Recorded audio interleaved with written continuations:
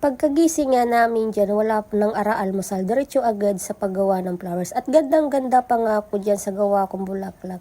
At habang nagkukwentuhan nga kami dyan, naisipan namin bumili ng popcorn. At ayan yung pusang yung kinulong na lang namin dyan. At ayan nga, nag-aabang na kami ng tricycle. At nakasakay na nga kami dyan. Dapat nga pala, kanto lang kami ng 7-Eleven. Pero nakarating kami ng Merkado di Calamba. Nag-withdraw na rin pala kami dyan, 500 na lang pera namin. Pumasok na nga kami sa mini groceryhan. Naghahanap nga siya ng popcorn kaso wala talaga. Kaya noodles at bulak na nga lang ang nabili niya. Pagkabayad nga niya dyan ay dapat diretso na kami sa Mercury. Kaso nga napadaan kami sa Tinapayan kaya bumili na muna. At nang nasa Mercury na nga kami, nahanap na namin yung Sensodyne na toothpaste ko. Kaso di talaga namin makita. Kaya ayan, nagkandalito-lito na.